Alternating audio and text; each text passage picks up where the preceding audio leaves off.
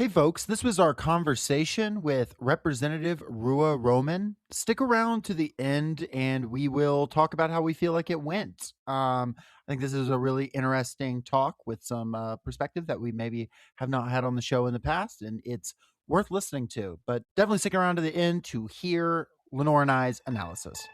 What do we know? What does we? How are they eating and the socialist be? Everything I can get, oh I need, oh I need, oh I need, oh what does we? Oh what does we?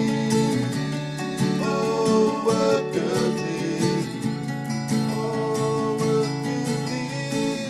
Oh what does we? Today, we are joined by Georgia State Representative and candidate for governor, Ruwa Romman. Ruwa represents Georgia's 97th House of Representative districts in Gwinnett County and is the first Muslim and Palestinian woman to ever be elected to the Georgia House of Representatives. She's a longtime organizer and is the founder of Georgia Volunteer Hub. In 2024, she received national attention as one of the uncommitted delegates at the DNC, where despite being denied a speaking slot, she used her platform to reflect the actual majority position among voters by speaking out boldly for the Palestinian people. She's now running in the Democratic primary with the promise to make Georgia a state in which we can afford and in which we all belong. Representative Romman, welcome to Workers Lit.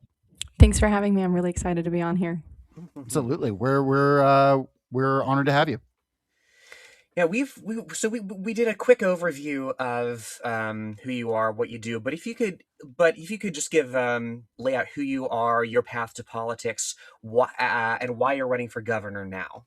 Yeah, so I grew up in Forsyth County, Georgia. I grew up in Georgia. My dad is a farmer here, and my grandfather is buried here. And the thing I tell folks all the time is that I deeply love our state. Even though I grew up in a place where I was bullied and I saw sort of the worst of people, I also saw the best of people. I saw people who were really challenging themselves in what they believed and why they believed it, especially in the context of how they treated me. And that was deeply incredible, right? And that's when I learned the difference between those who are militantly hateful and those who are just ignorant, because that's when you realize that, hey, those are the people we can actually convince. Those are the people we can actually work with. And that we need to give people the opportunity to change and the opportunity to be their best selves. And so that experience was very, very instrumental for me. But it also meant that I was growing up learning things like Rosa Parks was tired, and that's why the Montgomery bus boycott started. And it wasn't until college and afterwards, my first job was at the Center for Civil and Human Rights.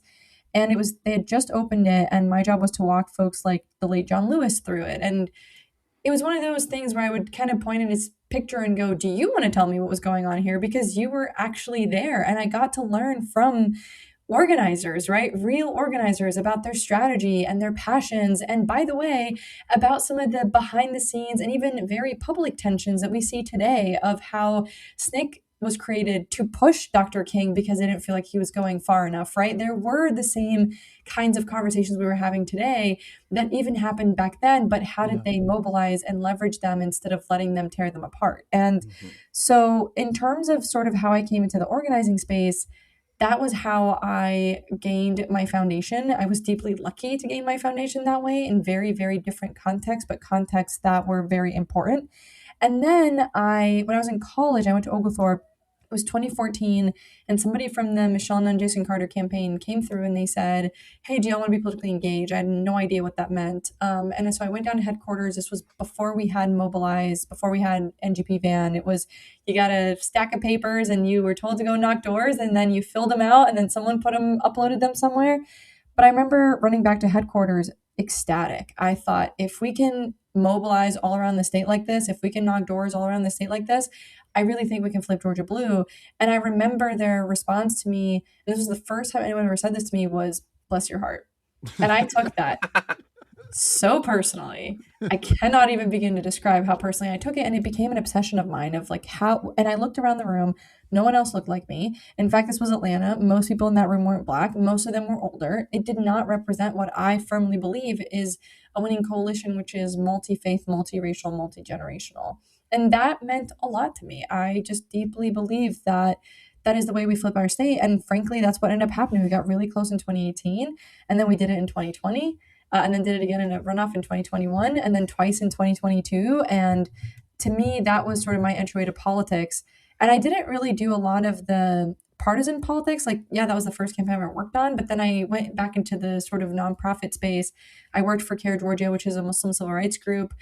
Shout out to all my trolls and Laura Loomer because it freaks them out. But honestly, it's crazy to think about how, they talk about care versus what care is, because, all of these organizations are strapped for resources. They're not big. They're, doing a lot with very little. So it's funny watching how they've kind of turned it into this massive thing that it's not. But yeah, one wishes that those organizations were as well resourced and powerful as they say they they're are. really not. And but this was during the first Trump administration, first Muslim ban. It was a whole thing. And so I often think about that time in my life that really kind of showed me, one, it was not the first time I've experienced systemic injustice because I'm Muslim. I grew up here post 9/11. We watched, by the way, that's how ICE was established. Yeah.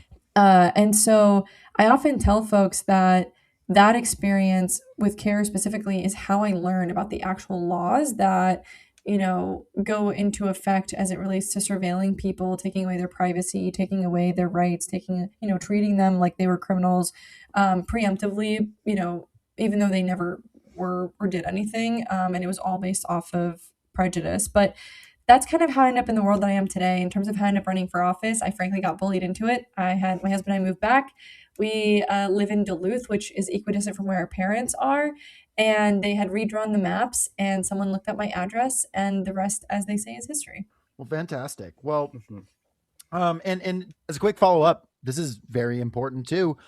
This is how you got into politics. Now, what made you want to run for governor? Because this is such a critical election, I think, as we all acknowledge. And Georgia is a very contentious state for the reasons you already laid out. What made you feel like, okay, this is the moment to throw my hat in the ring? What's driving your campaign? We have a uniquely weak field, and y'all mentioned this earlier, but in 2024, I watched us drive a train off a cliff when all we had to do was just press the brakes. And I could not let us go through another year like that, because when I was talking to folks, they said, we want to just protect as many races as we can and just prepare for 2028, that 2026 was going to be a wash. But even at the beginning of 2025, I remember one time, it was the second to last day of session. There was a small group of us meeting, legislators, and folks were really down in the dumps. And I stood on a chair because I was just getting so angry. And I stood on a chair and I said, if you don't believe that we can flip the governor's mansion and maybe even the state house next year, I need you to resign. And I meant it with all my heart, because if you are not fighting for every seat, and if you're not taking every opportunity you have, and if you're not building infrastructure, I don't know why you're here. And to be clear, as state reps, this is part-time. We all have jobs. Sure. If you're not independently wealthy or retired. So I could understand why they can't, do everything they necessarily would have wanted to. But at the same time, I deeply feel an obligation to try. And the field kind of started to fill out, and there wasn't anyone who was talking to us. And I understand the political reality of Georgia, but I've also been knocking doors in the state for over 10 years, and nobody was actually articulating an economic policy that stood for people, right? And people can name that however they want. People have named us the economic populist campaign. People have said we're the progressive campaign. People can name us whatever they want.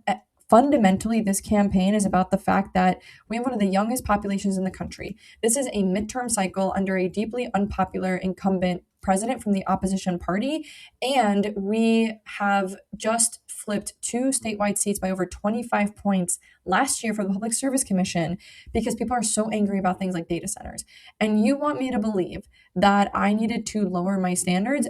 Absolutely not. And I was also tired of a Democratic primary sounding like a general election. I mean, it took me a minute. I was like, where are the policies that we care about? I mean, everybody was running and talking about policy as if a lawyer wrote them so they could have plausible deniability when anybody asks them about actually taking those things on. So when we launched with 5 planks. Now there's 6.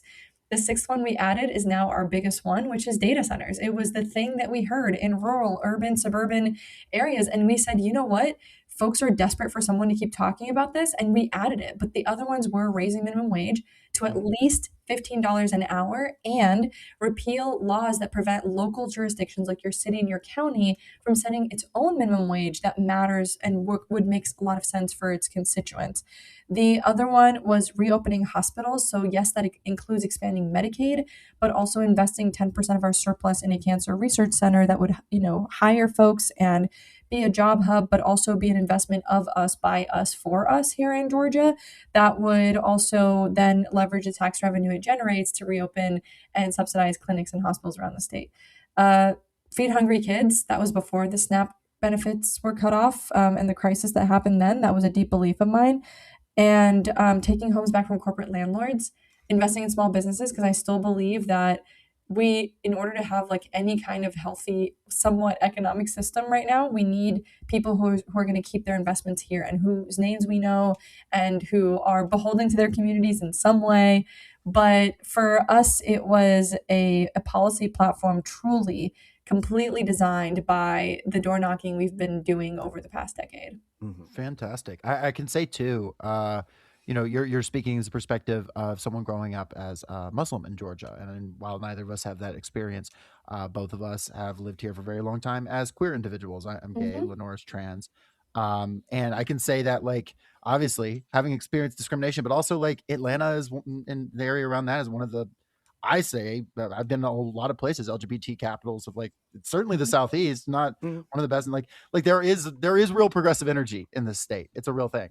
I don't know if you want to speak to that more before we get to the next thing. Yep. Well, yeah, not even purely on like an identitarian basis, right? The organizing that we've done, we talked to so many people who, like, you don't even need to bring up the economic stuff. You don't even need to bring up, we need a higher minimum wage. We need more public investment in health. It doesn't seem so long ago that the Wellstar facility was shut down downtown. Like, these people that you talk to on the street will volunteer this stuff for you, and what they need absolutely is people speaking to them and to their concerns. Absolutely. No, absolutely. And look, this is the other piece of it too, is I am a deep believer that if you do not define yourself, your opposition gets to define you. Yes. And I've always said that in the face of Republican opposition, the best thing we can do is not blink. And in fact, one of the best examples of this is Montana.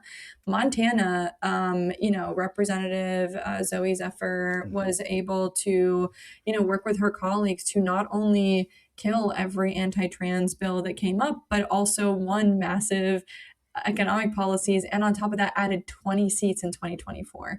So I have a deeply hard time believing that blinking or making ourselves smaller or acting like the other party is going to win us anything, especially when the policies we're fighting for is, hey, leave people alone.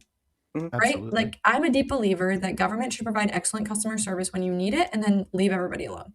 Well, the next question connects directly to that. So, you go on a range of shows with a range of audiences and perspectives. Here's our audience typically considers themselves solidly to the left of the Democratic Party position. Tend to identify as socialists, be anti-war, want to see an opposition party that's willing to fight for a better future as hard as Republicans fight to wreck the future, which I know you are on board with that. As many of us don't feel it appropriate to identify with the Democratic Party as our political home, but at the same time, people get extremely excited about Democratic victories like Zohran Mamdani in New York, Kelsey Bond here in Atlanta. We know you're no stranger to being spurned by the Democratic Party establishment. Could you speak to the people who feel like the Democratic Party has left them behind as they want to fight for a better future? And why do you think people on the left should support campaigns like yours, even if they're uncomfortable sort of with the establishment? Yeah. So it actually has to do with how we talk about these things. What do we mean by the term establishment, right? We're talking about the people who are the ones that show up to the county party meetings. They're the ones that become consultants and have built up the skill set necessary to help a candidate fundraise, put out ads, those kinds of things. And that is the establishment. Believe it or not, the establishment isn't just the already elected officials. It's the volunteers that show up. It's the consultants that have the talent, sometimes bad talent, but it's still, talent. We don't have a lot of talent. It took us a long time, for example, to build out our team, right? We don't have a deep bench of people that know how to build a statewide field program. We don't have a deep bench of people that can be campaign managers. We don't have a deep bench of even communications experts, right? It's so funny that everyone's like, we don't have our own Zohran. Do you know what made Zohran? It was everybody. Everybody made Zohran. People who jumped on his campaign with no idea where it was going to go, but they said, I have this talent and I want to use it for you. And what makes Zoran is the people behind him. In fact, before media was paying attention to him, he was doing exactly what I think every progressive candidate should be doing, which is what we're doing, which is building a field program, getting people excited, forcing people to talk about him and his campaign. Yes, his videos were very engaging. Yes, being able to communicate is very important. But if y'all notice, they also had an apparatus that when people were excited about the campaign could turn around and launch those people to go knock doors and talk to their neighbors and be engaged and be involved. And so to me, there's a couple of things here. First and foremost, until we completely change the way we do elections, the sad reality is the two-party system isn't just this arbitrary thing that exists. It's basic math.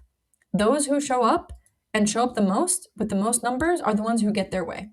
And the ones who don't are the ones who don't get their way. It is a numbers game. And so when a candidate like me comes into this race, it is with the understanding that people are very skeptical, but also the deep fury and anger that it can be different. And that we're just outnumbered in those halls of power, but we can just replace those people, right? And to me, that's the hardest thing about doing all of this, is that it becomes a self-fulfilling prophecy, meaning you go, we're never going to win, so then you don't go vote, and then we don't win, and then they go, well, see, you didn't win.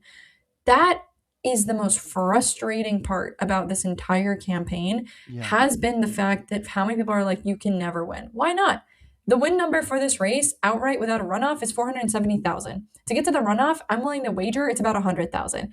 You're telling me that all of the organizers around the state can't muster up 100,000 votes between now and May? You're telling me that we cannot inspire enough people that as the establishment, as people call them, are splitting the same group of voters, and we just can't turn out a few extra ones that believe the same way that we do? And by the way, that includes, we've gone to rural, urban, and suburban areas. When we talk to folks about our policies, it's not that they completely forget that I'm, a hijab-wearing Muslim woman, but they just, other things are more important. Other things start to take precedent. And this is the part that the consultant class just doesn't seem to understand, at least the one that currently exists in its current form, is that the swing voter is no longer the guy in a suit in a suburb, right? Your swing voter is an immigrant. Your swing voter is a young person. Your swing voter is somebody that you have to convince. You are not coming in here just to keep the current system going. You actually give a shit about them. Yeah. That's it.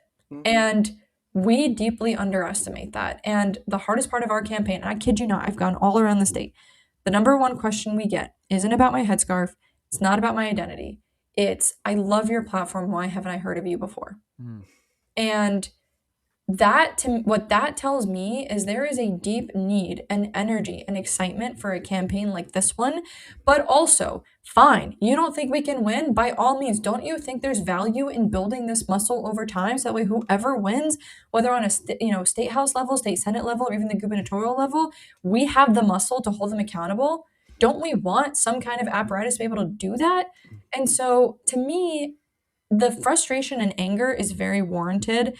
The way that sort of people view, like, quote unquote, the Democratic Party is very warranted, but the party is the people. And if the majority of us, I joke all the time, like most of these county parties, if you show up and you start making the newsletter weekly, you're going to probably become chair in a month. That's no exaggeration, because people are desperate for someone to come in and help out. These are mostly volunteer positions, and I go back and forth on, do we need more outside? Do we need more inside? I'm like, if you've got time for both, do both. I think you make great points there, and absolutely that apparatus needs to be built regardless of electoral results. And I would also throw out there to folks that, you can vote however you want in the primary, and then vote in the general. Vote for the best candidate in the primary, and then if you can that's something that I people think too much about electability in the primary, and it's like, well, you're electable if you win. Well, I mean, look, on the electability argument, there's over 100,000 registered Muslim voters with the lowest turnout rate of any group. So with all due respect, for every voter I lose, I'll bring back 2 to 3. Absolutely. Unlike, for example, what we did in 2024, where for every Trump voter we lost 4 of them, 3 of them to the couch, 4 of our own and 3 of them to the couch. And so I have this whole idea of electability. I continue to have a hard time with it, especially because before Stacey, we were losing by 20 to 10 points. Yeah. And I continue to just really, really struggle with the way that people talk about electability, especially after 2024 and now 2025. And by the way, we can actually look at the numbers. Dr. Alicia Johnson and Peter Hubbard both ran for Public Service Commission. There is no difference in their results. None. Mm-hmm. And so if we're serious about this whole like identity this, identity that, explain that one to me, because Yeah. that doesn't make any sense. Mm-hmm, mm-hmm. And also we saw, I mean, Lenore and I both involved in the movement, for Palestine over the last few years. The Muslim community in Georgia absolutely can get mobilized. We've seen it firsthand. Lenore, did you want to get into the next question about policing, or if you didn't have anything else on this issue? Yeah, no. You piqued my interest as well about for every Trump voter the Democratic Party got, they lost so many more to just staying home, and it's a little bit about, and we can get into Uncommitted later, but it strikes me as the backlash to Uncommitted was so strange to me, right? Because like it's a way, to my mind, to keep people engaged, right? And to say, look, we don't feel like we have a voice, and we want to make that clear in the primary, however the general goes.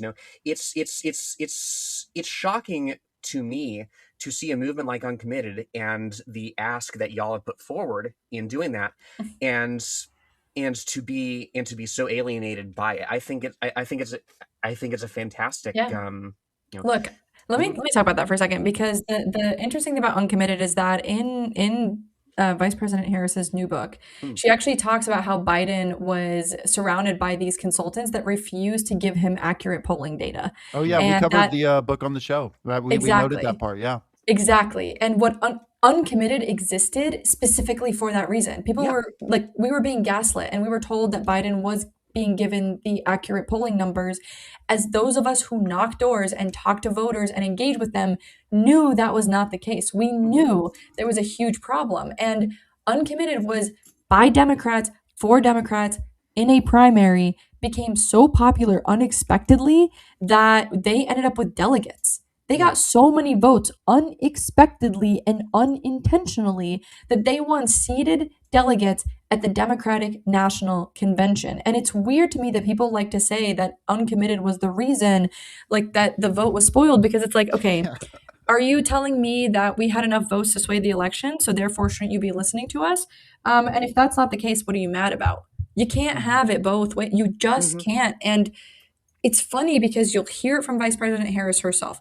You'll hear it from elected officials that will say, yeah, this issue mattered to. And by the way, it wasn't just Muslim and Arab voters.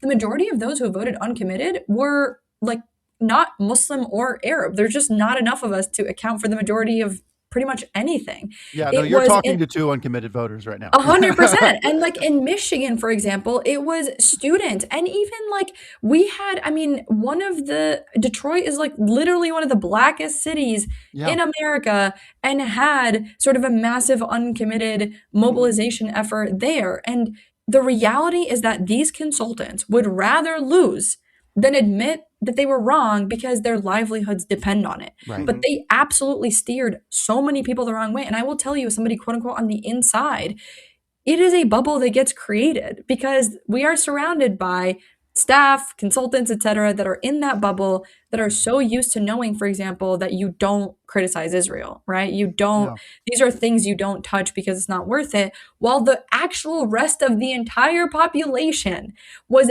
actively angry and mobilizing against a genocide. Because guess what? Swing voters hate war. They are anti-establishment. They hate genocides. They are not going to listen to you telling them to shut up and sit down. And it actually, I firmly believe that the reason people didn't listen to us about Trump, because often people are like, well, we told y'all, I want to be clear. These are loud voices on the internet. This isn't what happened in real life. But at least on the internet, there are folks that will say, we tried to warn you. We tried to warn you. You fucked around and found out. Like that kind of energy, or I guess way of thinking.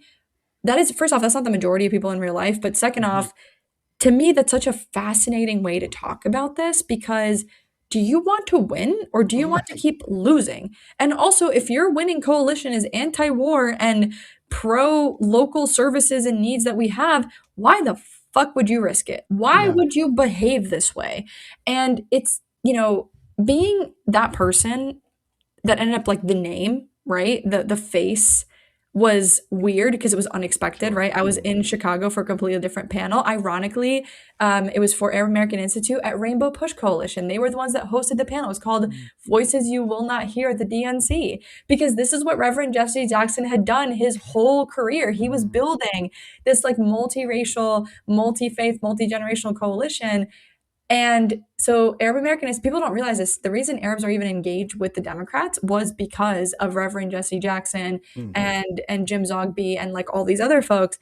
And so I'm there for this panel. Suddenly, one of the uncommitted folks mentions my name publicly, and for a lot of the members of Congress and stuff, they said, "Oh, elected official from a swing state. This looks like a safe," because they've been sending names for months, Right. and they were like, "This is like the person." And next thing you know, it turned into this whole thing. And do I think that having a speaker on that stage would have won us the election? There's literally no way to tell, but I think that was just one of the many, many, many, many, many signals voters got that Democrats were quote unquote bought out and can't be trusted. Even though, the other side was Trump, it was just like, okay, we're not competing with Trump, we're competing with the couch. Yeah. Yeah, Absolutely. absolutely. And the sheer, as you say, it's important to highlight, the sheer diversity of the uncommitted coalition as well, right? I think there is a contention among the more like consultancy portions of this coalition here. I'm talking about Democrats more broadly. There's a contention that it's more of a niche issue than it is. That Palestine, and it needs to be highlighted just how deeply felt it is among the population at large. To say nothing of the voter base alone. And on the subject of things that arouse particular fury, I want to talk about policing because this past year, right, there were 83 police shootings in the year 2025. Many of those lead to In fatalities. Georgia, right? In Georgia, yes. Yeah. And I wish that was yes, the whole United States. Yeah. God, yeah, compared to, yeah. But yesterday, on our minds is, at the time of recording yesterday, there was an ICE chase in Savannah, Georgia, that led to the death of a Georgia resident and a teacher, Linda Davis. Police brutality has been commonplace against protesters, against ICE, against the carceral state, including one instance, of course, last June that led to the deportation of, journalist, 18-year Atlanta resident Mario Guevara. Also, we can't forget the Cop City movement around the so-called Atlanta Public Safety Training Center, right? The state's backlash against that movement, which led to the death of Tortuguita, which led to the construction of this massive, expensive police training facility against a very large popular outcry. So, there is that groundswell of public fury as well. How do you see your campaign as an intervention against this police brutality that stoked this fire? How are we going to stop this violence? Yeah, so there's a few things there. Ironically, with the Savannah incident, the local law enforcement actually condemned it because a lot of local law enforcement has in fact banned high-speed chases like this because of how dangerous they are. So I think it's actually important as we try to figure out, what coalitions can we build and how broad, that there is actually a huge opening to explaining some of these concerns to your average voter, particularly as it relates to ICE, because ICE is not familiar. Some people do see law enforcement as a source of safety and comfort. They're just familiar, but ICE is not. ICE is strange. ICE is different. And I think there's a huge opportunity here to really lean in and educate the public on some of these bad practices. So that's like where I sit on that. Again, we have been very, very public about our stance as it pertains to ICE. I think I'm the only candidate that's talked about abolishing ICE. And to be very clear here, it's because we had other law enforcement mechanisms when it came to immigration, and ICE did not need to exist. But on top of that, I always like to remind folks, ICE is younger than SpongeBob SquarePants. So we can absolutely, the reality is that it continues to be an agency that is, no matter how many rules you set on it, until you, as long as you keep funding it, I just don't, they're not going to follow the rules. So that's that on ICE. When it comes to local police and law enforcement, again, this kind of goes back to the point I have made to others, which is that in quote unquote wealthier places where there isn't crime, you actually rarely see police. And it's specifically because people's needs are met. And to be clear, we're now seeing the impact of these preventative policies in Atlanta, in Baltimore, all around the country where they have seen some of the lowest crime rates on record in 50 years. And part of that was they started to actually invest in our communities, because people don't, like I always tell folks all the time, nobody wakes up in the morning and decides, I'm just going to be a horrible person today. Yeah. Right? It's Except Donald Trump, but that's a Ex- different. like, my point is, like, we all have some agency, right? Every single one of us For has sure. some semblance of agency. But again, my experience as someone who can't remember the last time I'd gotten hungry. I can't remember the last time I was so desperate that I, thought about stealing food. I was so desperate that I just was so angry, and just that there was nowhere left for me in the society. And I think we should be grateful that's our experience. And I think we should take that and then ask ourselves, how can we make sure that's the experience of everybody else? The other thing is that, and this is like an argument I've made to some of the like very, very conservative folks in the chamber that are like, law enforcement is the greatest thing in the world, and that a few bad apples give them a bad name. And I said, look, if it's a few bad apples, what is the harm in passing legislation to ban the behavior of bad apples, right? What is the harm in protecting constituents? Because I do not believe that a random person who has no training has an obligation to act more professionally and more consistently than someone who is trained, right? It's absurd that we ask average everyday people to be calmer than law enforcement. That just doesn't make any sense to me. And I think, the argument I've made to them is, if you're serious about this, like, we don't want bad apples to spoil the bunch kind of situation, then don't you have an obligation to make sure that you root out those bad apples? But yeah, I mean, to me, it's like we severely underfund so many things, right? We have underfunded healthcare, we have underfunded education, we have underfunded infrastructure projects, right? But we're spending hundreds of millions of dollars, billions of dollars at this point on private prisons, law enforcement, etc. And has it made us safer, right? The things that have worked are not those things. And on top of that, by the way, the longer you jail people, the more likely they are to continue in a life of crime and actually be like, go down that path. And because then all of a sudden they've lost their jobs or livelihoods, etc. So I'm a big fan of ending our private prison industrial complex. I think it's absurd that we're just shoveling people into cages for somebody else's profit margins. Our state also does allow for unpaid labor in prisons. It's a loophole both in our federal and state constitution. I think we should end that. So it's not an ideal situation. Yeah. Yeah, what you say about investment in alternatives to policing in community infrastructure is so true. Like, and it runs directly counter to you see in what you say about the unfamiliarity of ICE, particularly resonates, because like you see in ICE and how it's talked about, this idea that we need to reform it, that we need more training for it. You see in very fast motion how the narratives around normal everyday policing are constructed. Right. Mhm. And yeah, here's an opportunity to make an intervention and say, hey, why is this narrative being constructed? Why is there this idea that the carceral state needs more money and resources to, quote unquote, reform, maybe one day reform, Yeah, no, it's you're exactly right. It's not making anybody safer. Yeah. Well, speaking of the narrative and resources, our podcast tagline is the podcast about fighting for the narrative. You've been subject to a lot of right-wing disinformation campaigns. Your opponent even called you a terrorist, I believe, in the 2022 campaign. Oh, yeah, cool. I was like, both of them did. I was like, I think all of them at this point have. So just... Wow, unbelievable. How do you think, aside from, of course, doing what we can to just get the narrative out through things like independent media, through what we're trying to do here, through our social medias and whatnot, how do you think we should fight back in this war of information and disinformation? Because it is pretty overwhelming right now, and I know you are in the thick of it. Talk to your neighbors. Yes, it's important to be engaging online, but this is why it's so important to talk to your neighbors. People don't realize this, but in 2024, Governor Kemp actually endorsed against me for the first time. And his thinking was, she's Muslim, she's Palestinian, there's a lot of quote unquote controversy.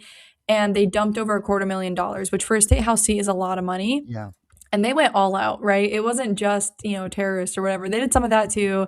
But, they tried to do everything on my record, that I'm lefty, whatever, all that kind of stuff. We did 2 points better. We actually, if you look at Gwinnett County in the 2024 general election, it's a bunch of red arrows going right because, Republicans increased their share.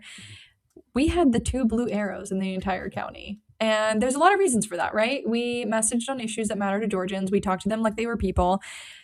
And we had a door knocking operation. We spoke to our neighbors directly. And it continues to baffle me that people will not expend resources on a door knocking operation. I don't understand it. It just doesn't make sense to me. It also kind of helps when you have especially a smaller district where you can go knock someone's door. So sometimes when a volunteer would say, someone said they're not going to vote for you because you wear a headscarf, I went and knocked on their door myself because it was just fun. And or I'd call them, and this is what I mean when I say some people are militantly hateful, some people are just ignorant. And it was incredible to have the opportunity to lean in with people and realize, this is just ignorance. This is not hate. And being able to move it that way. So. I often I've shared the story in the podcast before, but, I've lived in Georgia almost my entire life. My first job out of high school, I worked at a transmission plant. This was 2017. Trump was in office for the first time. We had a bunch of guys there at the transmission plant who I'm sure voted for Trump. Some of them had MAGA stickers on their car. And when people came around asking about our undocumented coworkers, they hid them. Those exact same guys who will talk a big storm because when they felt their community threatened, people they knew, they actually had that person to person, that normal person, that working class solidarity between each other was stronger than any of that, whatever Fox News they were watching that night. But also, whatever. People keep saying you voted for this. No, some people didn't. Sure. What some people voted for was Trump kept saying, I'm going to deport the murderers and rapists and people who make you feel very scared. He wasn't talking about my next door neighbor. The percentage of people who in their minds envision their next door neighbor are very, very, very small. This is not what people voted for, right? When you think about the ads, when you think about the messaging, when you think about what they were sort of being talked to about, this is why it's so important that you should not give in to right-wing messaging because you're never going to win on their territory, right? You're never going. It is very different to say, no, I don't support that policy versus, no, I support a policy where if somebody has lived here for a long time and has been contributing to their community, we should not be throwing them in jail. Right? We should not be detaining them because of paperwork, because of just them getting lucky or unlucky. And then you have to be able to explain to them that, hey, our immigration system sucks and is very arbitrary. There are ways to do that in small, quick, 1-minute bite-sized pieces. The problem is that requires you to stand for something. And it's so easy to be in opposition. And this goes to the left, by the way. And I say this very lovingly. But, and honestly, to your previous question about what do you tell folks about the Democratic Party? It is very easy to say what you oppose. It is very, very hard to build something, right? Imagine you're building a house of cards and how long that takes. You gotta be really careful. You gotta, balance everything, but it takes just a quick, swoop of your hand to knock it all down. And my encouragement and the thing that has been really frustrating to me is we've heard how many people are like, I'm never going to vote for a Gavin Newsom in 2028. I'm never going to do this. I'm never going to do that. Okay, great. Phenomenal. Set that boundary, set that anchor, make your voice heard. And also, what is the alternative?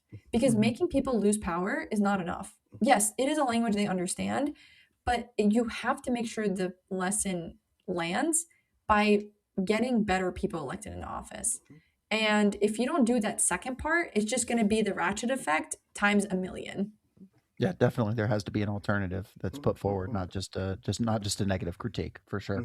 Yeah, and those alternatives, as akin to what you were saying before, those alternatives take time to build, time and effort, and yeah, absolutely. Talking to your neighbors is as well. It's to go back to what we were saying about crime, right? So many people have such a skewed understanding of where crime, quote unquote, crime is at. There are people who believe that we're in the middle of a crime wave while crime is historically low. And if you ask them, okay, what does crime look like in your community? They're like, well, it's happening elsewhere, but not here. Right. And there is that. And there is also, I'm sorry, people take politicians at their word, when you think about, well, you voted for this, so the question has to be, okay, well, what then, right? What conversations can you have with people who genuinely hear one or two things and vote on that basis? Because we don't because a lot of us don't have time to formulate to formulate a coherent politics, to sit down and read and to research and to study. You have to have. There is no way to avoid having these conversations with people. Yeah. Yeah, no, and this is why, again, we are so dedicated to knocking doors, to showing up for people, to talking to them, because it's exactly what you said. You're going to hear one or two things, and that's all they're going to think of. Think about the new guy, Rick Jackson, that just, he's literally a healthcare executive. He's been blanketing ads about how he's the guy, he's the outsider, he's a successful businessman, when literally just a quick little scratch at the surface, and you find out he's a healthcare executive who got $40 million from us as taxpayers because he donated to a bunch of Republicans, including one of my current Democratic opponents, Jeff Duncan. And now we're being told that, oh no, he's the path forward during a healthcare crisis. The guy literally started arguing with me on the internet. I didn't expect for him to actually respond to me. And he starts arguing with me because he said that, we need to have work requirements for healthcare. And I said, this is a lot of words for work or die. And he quotes scripture at me. And I was just like, homeboy, do you not realize I grew up here? Like, if you're going to quote scripture at me, I'm going to quote it right back at you. I mean, I'm uninterested in blinking in front of these people. But also, the one thing that did make me feel better is that if you read his comments, right, obviously the typical like racist, whatever, but the swing voters, the people I define as swing voters, are the ones that were talking about how, hey, it's not a great look for a healthcare executive to be telling people to spend more of their money or work harder or whatever when they are really struggling, and this is a huge crisis in our state.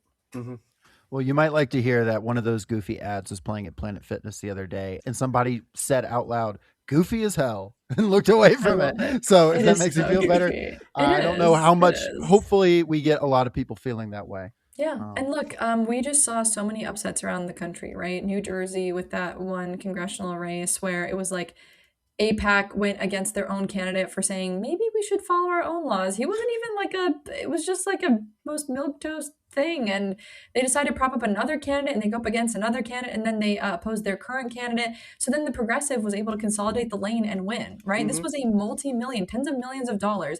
I think she raised like $245,000 and won. Right? Because she built her own progressive lane. And I want to be so clear here, y'all. Like, this is not delusional. It is math. And we just need to do the work that we have to do. And that's why I keep encouraging people, come knock doors, right? Come talk to people. If nothing else, it gives you an opportunity to reconnect with your neighbors and people outside of social media. But also, hey, what's the worst that'll happen? And we build a movement, God forbid, right? And keep building it right up until the finish line. The Hill, just a few days ago, prematurely called the race for Malinowski, and now look, and Lilia Mejia is the victor. That's exactly the one I'm talking about. Yep, exactly. And so for us, it's this. We keep seeing this happening over and over and over. I know Zoran is the most public example, right? And I will tell y'all, like, Zoran reached out to me a few years back, and right as the genocide was really escalating, and he was talking about his hunger strike outside the White House. And I was just like, I'm not sleeping with a strange man in the street in DC. I don't know who you are. I've never met you before. Like, this is weird. But there's not a lot of Muslim elected officials, and there's definitely like 4 Palestinians on a state level, and then Rashida federally. But we kept in touch, and, trauma bonding does things to people. And we finally met in person in 2024. And that's when he was telling me he was thinking about running for mayor. And I actually got pissed at him. I was like, fuck you. Like, what do you mean? And seriously, I was actually kind of mad. I was like, if this is going to be another messaging campaign, I'm not interested. Like, I'm tired of this. I'm tired of us just like, quote unquote, winning the messaging and then doing nothing for people. I'm tired of us doing all this work just so we can pat ourselves on the back for pushing the conversation. And he goes, no, like, we want to build a real campaign. Obviously, it'll come down to fundraising, but like, we really, really want to build a real campaign. And I was like asking him all these questions about field and what that would look like, and what their path to victory. And again, just like us, right? People forget this. He was at 1% until like March. I don't think he started gaining until April, May, which for us is the equivalent of March, April, right? We're about a month before them, and they have ranked choice voting, which is instant runoffs. For us, it's, if we catch fire at the right time, guess what, baby? We're not only making it to the runoff, we're going to make it into the general. And so the thing I've tried to explain to folks is like, I'm so happy people know about him. I'm so happy people got a chance to meet the person who I got to know. And at the same time, the one thing that worries me is they got to know him as polished Zoran. They weren't there when only 5 people were showing up to his canvas, 10 people were showing up to his canvas, right? Like, I think it took them 3 months, 2 months to be able to have simultaneous canvases. You know, it's that people weren't there when no one was paying attention. He was like really grinding it out. And so my hope is that they realize that I'm glad that they saw this, but also there was a lot of work that went into them. Absolutely. Well, you've practically answered our last question, but Lenore, if you still want to ask it, you can. Yeah. Well, it's about you've been vocal about the need to build a mass movement in the past, but you've been vocal here tonight talking to us about the need to build a mass movement and what it can do, and how high above its weight that such a thing can punch. You mentioned 11 Alive. I was watching that interview. Very correctly, it's about knocking on one door at a time. But yeah, you've gone into such exquisite detail about what that can and should look like, and how how long this sort of thing can take, and how arduous it can be. But it can indeed result in concrete gains. Yep. And it's not just shifting the conversation, but I mean that's a critical first step indeed to drawing people in. No, absolutely. Yeah. No, and this is why we have built the way that we have. And I know I'm asking a lot of people, right? I know I'm asking them a lot to come and volunteer, to come and donate, to come and fuel this campaign. But my argument is that there's a reason we've kept the planks the way that they are. We'll add more policy, but there's a reason these are the main planks, right? These are the things that we know can build a broad coalition. Mm-hmm. There's a reason we're focused on field first, because we know that no matter what happens, and I cannot stress this enough, we have a path to victory. The path to victory depends on all of us. And no matter what happens in this race, we are building infrastructure. The goal is to take this and run with it, right? The goal is to mobilize people in a way that is long-term, in a way that, think about every state house seat that we can either flip or hold someone accountable, every state senate seat, even the governor's mansion, right? Whether it's me in it or somebody else, like my dream is to have, we already have 3,000 volunteer signups, by the way, y'all. Like, we just need help mobilizing them and deputizing them. But my dream is that if we win this, we have 15,000 active volunteers, right, by the end of the general election, because I want those people to then turn around and govern with us. I want those people to hold us accountable. I want those people to be able to come in and actually yell at people and yell at me, right? Because these are, we're trying to make systemic change.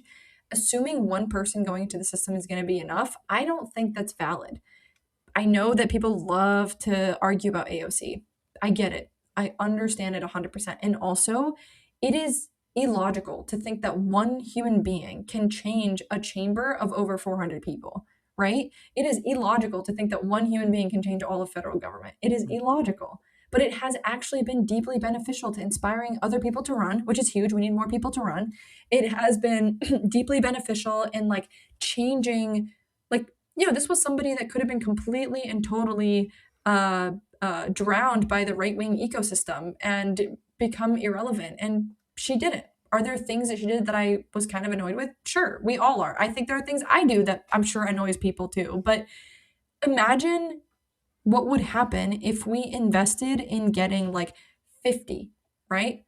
AOCs or Rashidas or Ilhans or Summer Lees or whatever, right? Imagine if in Georgia, it wasn't just Ruwa, it was like 50 people in a chamber of 180. That's an entire caucus that will completely decide the dynamic of where things go. And that's how I view power and politics is I'm coming in and I'm actually bringing my those who want to hold me accountable with me, because that's the only way I think that we can successfully govern. Mm-hmm. Absolutely. Yeah, I love that, talking about governing with you. That's what democracy is supposed to be. Mm-hmm. Well, before we close out here, is there anything that we have not touched on or asked you about that you would like to speak on? Yeah, really quickly, y'all mentioned DSA. So I am not a DSA member. We did not have, don't think we have DSA in Gwinnett. At least when I was running, we don't have DSA in Gwinnett. So it doesn't feel right to just suddenly become a DSA member, like as I'm in the middle of this. But the thing I've told folks is this. Again, I'm campaigning the way I want to govern, and I want to build a strong, healthy, massive coalition. And so that's why we have been very actively going to meetings. Like when we're invited, we'll go and answer questions. We'll talk to folks, because I think there's way more that unites us in terms of policy than divides us. And I would much rather that we learn how to have like a healthy, progressive movement in the South that is going to be different than New York, because guess what, guys? We sent a black senator to Congress before New York ever did. So anytime anyone's like, well, this isn't New York City. Yeah, I'm aware. We're better. either way, like, I am just deeply, deeply interested in seeing how far we can take this and what we can actually teach the rest of the country as it pertains to coalition building and organizing and things like that. So that's a question we've gotten a lot. I wanted to be able to answer it. The other question we've gotten is like, can you win? The answer is emphatically yes. And but like, we are going to lose if people don't stop asking that question and just like helping us. You know what I mean? Like, Yes. just please help. And even if it's like, even if you can't believe that, at least help us build enough muscle to be able to punch above our weight and hold people accountable. Absolutely. Well, Representative Ruwa Romman, we appreciate your time and wish you the best. Thank you for coming on Workers Lit, and we would love to have you back on during the general election. Thank you so much. Thank you for having me. So absolutely. So thank you I'm for being here. stoked. Cool. Sign up to volunteer, y'all. Go knock some doors. Yes, and we will have the links to all of that in the episode description. So it's the ways you can get involved. Mhm. Cool. Thank you. Thank you. Bye, folks. All right, Lenore, that was the interview. Representative Romman was perfectly lovely. That was a great conversation. What are your thoughts overall? It is exactly the sort of campaign that she's running, the way she describes it, that the way that's being performed, that I wish everybody was running. In terms of its connection to constituents, in terms of its emphasis on mass participation, and like what she said about governing with, your voters, governing Essential. with the people that you're organizing. Yeah, no, absolutely essential. And it's energy that it's energy that is critical for maintaining, like, part of what part of the fear, which is not entirely unfounded, is getting into the system with the intent to change it and then having it change you, right? And maintaining a connection to one's constituents in that way is how you inoculate against that, and it's deeply, deeply encouraging to hear that that's the case. I know there will definitely be some listeners who will be frustrated that we're talking to someone who's running in a Democratic primary. I kind of want to respond to that. I understand the frustration. We are well on the record hating the Democratic Party establishment. However, I think that we are trying to talk about the narrative in politics more broadly that involves talking to people like Representative Romman. The second thing, too, is I do not think it is a bad thing in lieu of there being, a workers' party that is running seats at every single level to make these primary interventions. I don't think that there's anything wrong with it. I don't think there's anything wrong with voting for it. I don't think there's anything wrong with supporting it.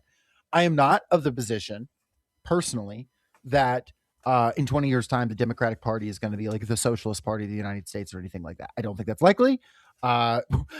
Feel free to prove me wrong. I don't think it's going to happen.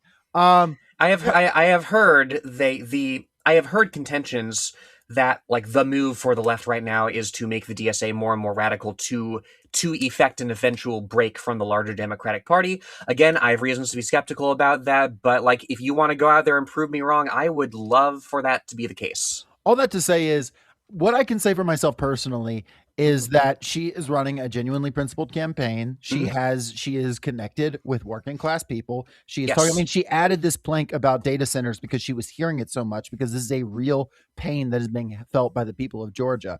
She's talking a very sharp and smart game about when it comes to quote unquote identity politics, being like, listen, one, she's unapologetically a Muslim. Obviously, this is an auditory medium, but this is a woman who's wearing a hijab. This is not, there's nothing hidden here. She's running in a, pretty conservative state as an openly Muslim woman. And the fact that she is able to communicate with people, she's not afraid to do that. And she's also saying, by the way, there are a lot of Muslims in Georgia. This state does not belong to people that just look like Brian Kemp. It doesn't. This is a majority minority state when you add it all together. Yes, white people are the biggest voting bloc, and that's going to be a thing to get around. But this is not something to write off. And Georgia is a young state, and she's talking about that. And I also like her genuine defense of the South, her genuine defense and love for this place. Because one thing that we hate on this show is people fucking smug liberals writing off our state and our part of the country. She's absolutely right about that. So all of that got me very excited. She made her points. And one more thing I wanted to say too is, yes, we levy a lot of criticism on this show of the left and the right, wings of the establishment. But like she said, you do need to have a vision for the future. You cannot just say these things are bad. Right. And that is a trap that the left falls into. And we have to consistently avoid that. What else are you thinking about what we discussed, Lenore? Yeah, it's as we say, like I am glad she brought up Zoe Zephyr. Zoe Zephyr is one of the very few electeds in the entire country that has my respect and trust, certainly. I think she's proven her willingness to, not just work across the aisle, but that comes secondary. Working across the aisle does to doing so in pursuit of an agenda, even if it's hard, even if it's unpopular purportedly. I tend to think more people don't even know what trans people are in this country than actively, want to restrict our rights. That is a challenge in itself. It's a different sort of challenge. And it's the sort of challenge that you have to be willing to tackle. You cannot just be deferring to polls. You cannot just be deferring to the consultant class. She's absolutely right when she's making these assessments that, yeah, you have to be unapologetic in what you stand for. As far as like the Newsom stuff goes, like um, I'm never going to have an issue with. I mean, I hold this view myself. There are arenas in which you're not going to have anybody who's speaking for you. Like if you're talking to Newsom about Palestine, if you're talking to Newsom about trans rights, if you're talking to Newsom about immigration, there's going to be a lot less daylight between his positions and the positions of a Kamala Harris or the position of a Trump, or whichever ruling class politician you choose, right? There's going to be a lot less daylight between the position of the least worst option and the worst option, I think. But also, like, you have to pair that with, okay, if you genuinely believe you don't have a path to victory on in one arena of political power, you have to make up the difference in other arenas. You have to be knocking on doors. You have to be building, ice watchfulness patrols. You have to be, these alternatives do take time to build, and if you're engaged in building one with the knowledge that you may win later and sacrifice gains now, if you're engaged in doing that work, I don't have a single problem with you in that principle. I think it should be worth noting as well that Gavin Newsom is supporting Rua's opponent, Keisha Lance Bottoms, in this race. Yes. Fundraising. Keisha Lance Bottoms, who inaugurated the building of Cop City, it will be remembered. Yes. So that's there's the internal fight in the Democratic Party, and like she says, these things can be overcome when people just show up. And I think this is the arena of struggle that she is engaged in. She's inviting people to come alongside her and fight alongside her. There is genuine enthusiasm, and I think it's beautiful to see that in the state of Georgia. What I'm going to say is, and to our listeners who are not in Georgia, sorry, this has been a very inside baseball episode, but this applies across the board. We work where we can, how we can. Yes. And the future is going to be made through a lot of different fields of struggle. All I can say is, I'll vote for her. I'll vote for her in the primary. I'm gonna pull the lever for her. So the person I was thinking of most as I was going into this and as I was listening to Madam Representative speak, is Jonathan Melrod, right? Way back in our Fighting Times episode, somebody who was surrounded by people, who himself was, a minority. He was a Jewish man in a very, very, Christian,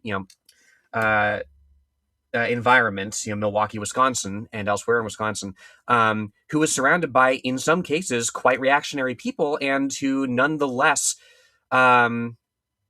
organized with the community he had, with the co-workers that he had, because you can't choose your community. You can't choose, whatever community you end up in, whatever workplace you end up in, is who you're surrounded by. You have to work with the community you're in. You have to work with the workplace you're in, and that doesn't mean, of course, sacrificing your politics. That doesn't mean becoming unprincipled. It means being unapologetic on the things that unite you and persuading people that you have a lot more in common than you have different. And the first step to doing that is just getting out there and making the attempt. Absolutely. And, if you're skeptical of the electoral politics things, that's fine, but make sure you are hitting the pavement in some Mhm. way, you are plugging in some way, you have some practical way you are doing political work. Because, as she said so accurately, we have to be building, we can't just be tearing things down. But don't worry, we're going to continue to tear things down on Workers Lit because that's also a lot of fun, but, in conjunction with constructive vision as well. Lenore, do you have anything else, or do we want to wrap it up for today? No, yeah, this was fantastic.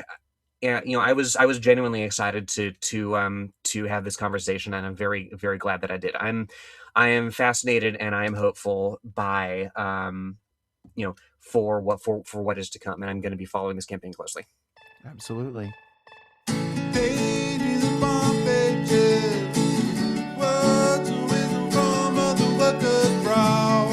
Got my nose to the spine, not soaking up all the wisdom of their will allow. The workers' tongue and stories, how we want to know every right we enjoy. Away from the lights, away from the noise, we can rebuild everything they destroy. Workers need a workers' dream, power of the union and the socialist dream. Everything I can get, oh I need, oh I need, oh I need, oh the workers' dream. The more I get, oh the more I need. Head in the books, so my mind is free. Diving in with everyone in mind. On my mind, no rally of all kinds. Cross the class, so we share and we show how we win, knowing how we know. No, but we were together, we're tired of working lean and eating grow. Working lean, oh, workers.